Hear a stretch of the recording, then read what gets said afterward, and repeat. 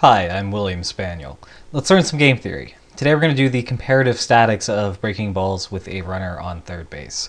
So remember that we were looking at this game. We already solved for all of its equilibria. We saw that when x was greater than 1, fastball strictly dominated slider for the pitcher, and through iterated elimination of strictly dominated strategies, i.e. SDS, we know that the batter will guess fastball, and so the pure strategy Nash equilibrium for that case is for both players to play fastball. So the pitcher throws fastball, the batter guesses fastball.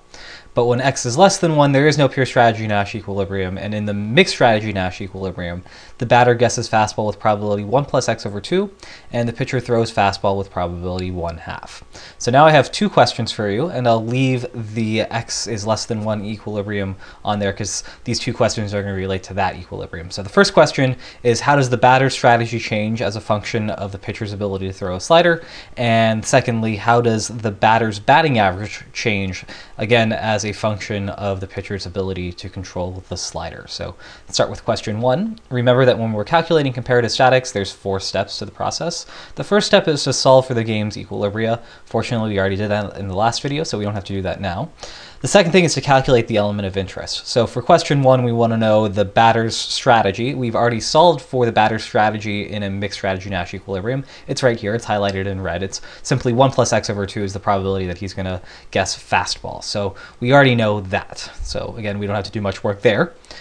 Now we need to take the derivative of the element of interest, which was the batter's strategy, with respect to the given exogenous variable, which is x. So the probability the batter guesses fastball, looks like this, 1 plus x over 2. So f of x can be rewritten here. This is the same thing. X over 2 plus 1/2 is the same thing as this. This just makes it easier to take the derivative. And when we take the derivative, we simply get 1 over 2. So the last step then is to check whether it is increasing or decreasing as a function of that variable x. And because the derivative is always positive regardless of x, it's simply always 1/2, the 1 plus x over 2 is going to be increasing as a function of x. And so what that's going to mean is that as the ability to control the slider decreases, as the pitcher's ability to control the slider decreases, the batter guesses fastball more often.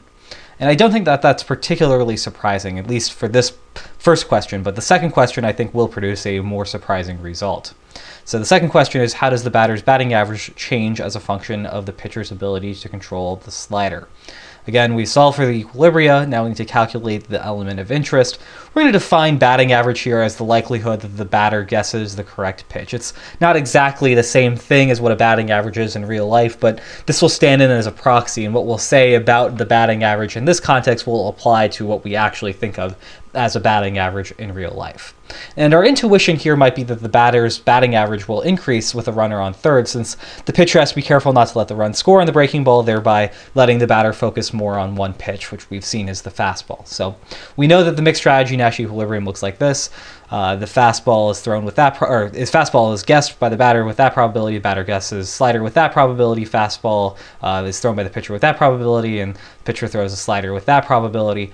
So if we're defining batting average as likelihood that the batter guesses the correct pitch, then what we need to calculate here is the probability that we get to this outcome and the probability that we get to this outcome, and we simply add the two. So in other words, it's going to be this probability times this probability plus this probability times this probability, and we can write it out like this. So our batting average as a function of x is 1/2 times 1 plus x over 2, and then you add 1/2 times 1 minus x over 2. So we have now calculated the element of interest, this batting average, or this proxy for batting average, and now we take the derivative of that element of interest, of that batting average, with respect to x, which is the exogenous variable we care about.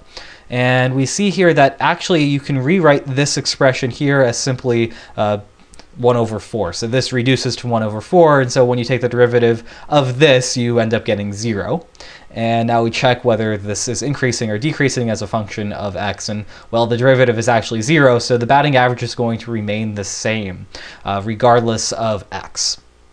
And that's actually kind of interesting. So the batter's ability to hit does not improve with a man on third base. And this is just because the pitcher is still throwing fastballs and sliders at the same rate as a man, as when the bases are empty, as with a man on third base.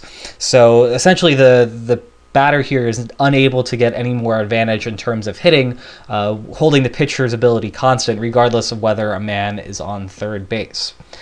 Now, on the other hand, the batter's payoff does increase, but this is simply because of the X that's added in there. So it's not because that the batter is able to hit more frequently that the batter's payoff is improving. It's just because the batter is occasionally getting a bonus to his payoff because the runner scores from third on a wild pitch with a certain probability.